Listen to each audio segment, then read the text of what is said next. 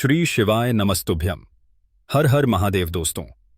6 अक्टूबर 2025 सोमवार आश्विन पूर्णिमा के दिन बस चुपचाप घर में इस जगह पर रख देना एक मुट्ठी धनिया माता।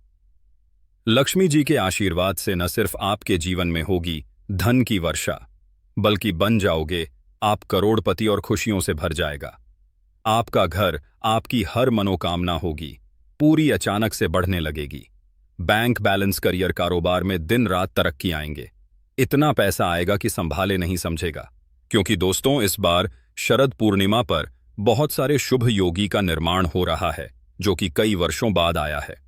इसीलिए दोस्तों, इस दिन का महत्व बहुत ही ज्यादा बड़ा होता है और इस दिन आप लोगों को यह एक मुट्ठी धनिया वाला उपाय जरूर करना चाहिए, जो कि पंडित प्रदीप मिश्रा जी ने अपनी अभी की ही कथा में यहां पर बताया आया हुआ है। तो दोस्तों, इस उपाय को आपको कैसे करना है, कब करना है, कहां पर करना है और उपाय को करते समय आपको किन किन बातों का ध्यान रखना है, सारी जानकारी हम आपको इस वीडियो में देंगे।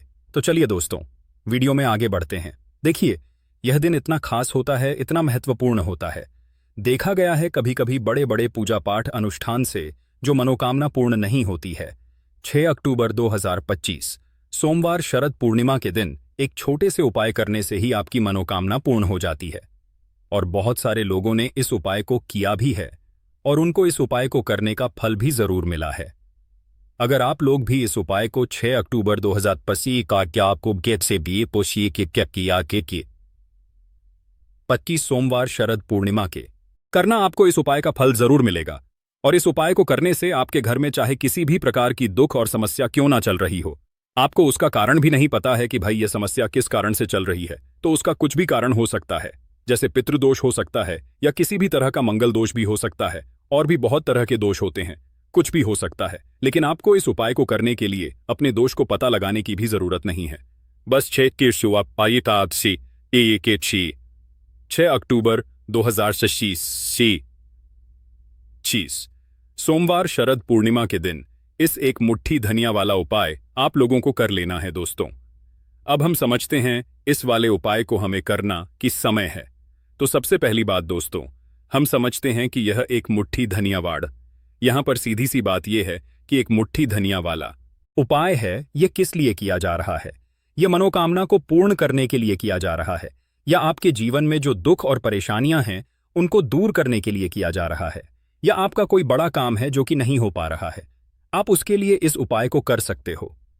तो सीधी सी बात यह है कि आप अपनी किसी भी प्रकार की मनोकामना के लिए इस वाले उपाय को कर सकते हैं। यह उपाय वह व्यक्ति कर सकता जिस व्यक्ति को अपनी किसी भी प्रकार की मनोकामना भगवान शिव जी से पूर्ण करवानी हो।